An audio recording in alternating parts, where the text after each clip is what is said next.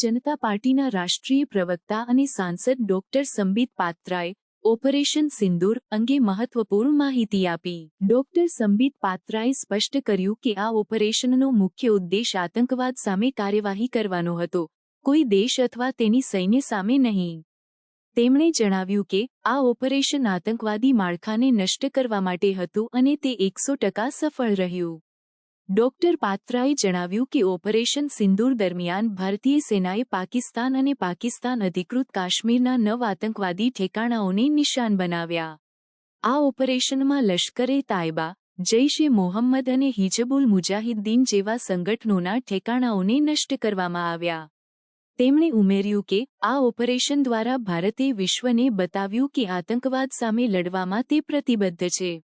તેમણે વધુમાં જણાવ્યું કે ઓપરેશન સિંદૂર દ્વારા પાકિસ્તાનને સ્પષ્ટ સંદેશો આપવામાં આવ્યો છે કે ભારતની પહોંચ તેના દરેક ખૂણામાં છે. તેમણે કહ્યું, પાકિસ્તાનના હવાઈ સેનાના 11 એરબેઝને નુકસાન પહોંચાડવામાં આવ્યું છે અને 100થી વધુ આતંકવાદીઓને નષ્ટ કરવામાં આવ્યા છે.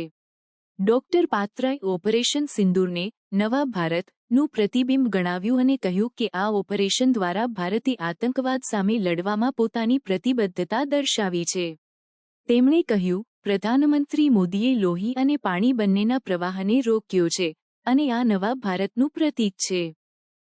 इस पूरे ऑपरेशन का लक्ष्य क्या था, इसे समझने की आवश्यकता है. नंबर 1 लक्ष्य था आतंकवादी ठिकाने जो दूर दराज इलाके में है पाकिस्तान में, जहां आज तक कोई नहीं पहुंच पाया, जहां आज तक पाकिस्तान के आतंकवादियों को लगता था कि वो सुरक्षित हैं, वहां तक पहुंचना यह लक्ष्य था. दूसरा लक्ष्य था आतंकवादियों को ढेर करना, मार देना. तीसरा लक्ष्य था इन टारगेटों को जमीदोश करना, उन्हें मिट्टी से मिला देना. चौथा लक्ष्य था इस पूरे काम को करते हुए कोई भी सिविलियन, उसके ऊपर किसी प्रकार से कोई इंजुरी नहीं होना. और अंतिम लक्ष्य था किसी प्रकार के मिलिट्री, जो पाकिस्तान का मिलिट्री या सैन्य बेस हो, उसके ऊपर हमला नहीं करना. अर्थात यह लड़ाई आतंकवाद के खिलाफ थी. यह लक्ष्य था ऑपरेशन सिंदूर का.